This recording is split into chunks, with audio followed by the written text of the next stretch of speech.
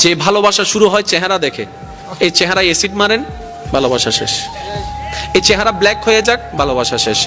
যে কথা শুনে আপনি ভালো প্রেমে পড়েছেন, সেই কথার মধ্যে রস কমে গিয়েছে, ভালোবাসা শেষ।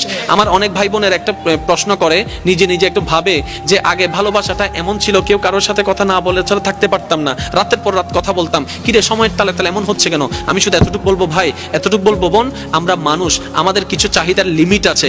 যে পালসারের জন্য পাগল, সেই ছেলেটাও একসময় পালসারের দিকে তাকায় না, কারণ মানুষ সবসময় নতুন জিনিস চাইতে থাকে, চাইতে থাকে, চাইতে থাকে। একবার পেয়ে গেলে সেটার আর কোনো দাম থাকে না। দেখবেন আপনি যাকে দাম দিবেন সে আপনাকে দাম দিবে না, আপনি যাকে দাম দিবেন না সেই আপনাকে দাম দেয়। এটা হচ্ছে দুনিয়ার থিওরি, এটা আপনাকে বুঝতে হবে। যে ভালোবাসার নির্দিষ্ট কারণ থাকে, সেই ভালোবাসা বেশি দিন টিকে না। মনে করেন আপনি কাউকে ভালোবেসেছেন তার হাসি দেখে, এই হাসি যতদিন সুন্দর লাগবে ভালোবাসা থাকবে, হাসি যখন সুন্দর লাগবে না ভালোবাসা অটোমেটিক শেষ হয়ে যাবে। তো সত্যিকার ভালোবাসা কি জানেন?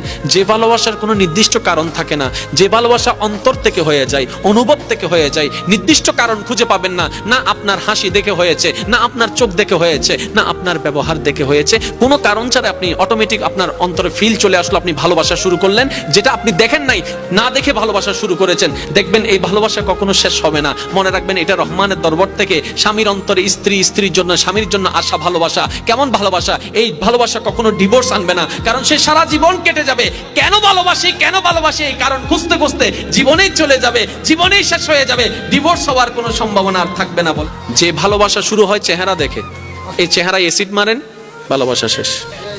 এই চেহারা ব্ল্যাক হয়ে যাক, ভালোবাসা শেষ।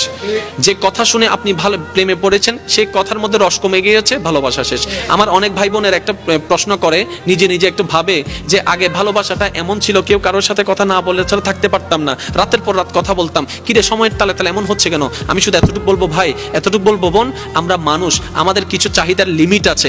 যে পালসারের জন্য পাগল, সেই ছেলেটাও একসময় পালসারের দিকে তাকায় না, কারণ মানুষ সবসময় নতুন জিনিস চাইতে থাকে, চাইতে থাকে, চাইতে থাকে। একবার পেয়ে গেলে সেটার আর কোনো দাম থাকে না। দেখবেন আপনি যাকে দাম দিবেন সে আপনাকে দাম দিবে না, আপনি যাকে দাম দিবেন না সেই আপনাকে দাম দেয়।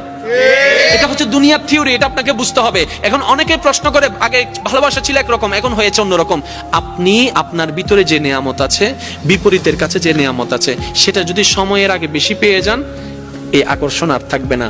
আকর্ষণ না থাকলে সেখানে কোনো সম্পর্ক থাকে না, যার কারণে অটোমেটিক সেটা দূরত্ব চলে আসে। সেজন্য বিয়ের আগে যারা বিয়ের পরের কাজটা আগে করে ফেলে, তাদের বিয়ের পরে আর কোনো শান্তি থাকে না, সম্পর্ক থাকে না। কারণ কি? নিয়ামত আগে থেকে নিয়ে নিয়েছে। মনে রাখবেন, নিয়ামতকে হেফাজত করবেন। এই নিয়ামতকে যত সেভ করবেন, আপনার ইজ্জতও বাঁচবে, আপনার সম্মানও বাঁচবে, আপনার সুখ খুঁজতে হবে না, সুখ এটা আপনার কাছে আসতে থাকবে। বলেন সুবহানাল্লাহ। এখানে আমি একটা মেসেজ দিতে চাই সকলের উদ্দেশ্যে, বিশেষ করে আমার ভাই বোনদের উদ্দেশ্যে। একটু খেয়াল করবেন, মনোযোগ আছে তো সবার? মনোযোগ আছে তো সবার? আর একটু জোরে মনোযোগ আছে তো? যারা অবিবাহিত তাদের মনের চিন্তা কখন বিয়ে করব, আর যারা বিয়ে করছে তাদের মনের চিন্তা কেন বিয়ে করলাম। যারা বিদেশ যেতে পারে নাই তারা ভাবছে কখন বিদেশ যাব, যারা বিদেশ গিয়েছে তারা বলছে জীবনে অনেক বড় একটা ভুল করলাম, যারা চাকরি পায় নাই তারা হতাশায় আছে কখন জানি চাকরি হবে আমার, আর যারা চাকরি পেয়েছে তারা বলছে গরু খাটনি খাচ্ছে আমার, এগুলো আর ভালো লাগে না।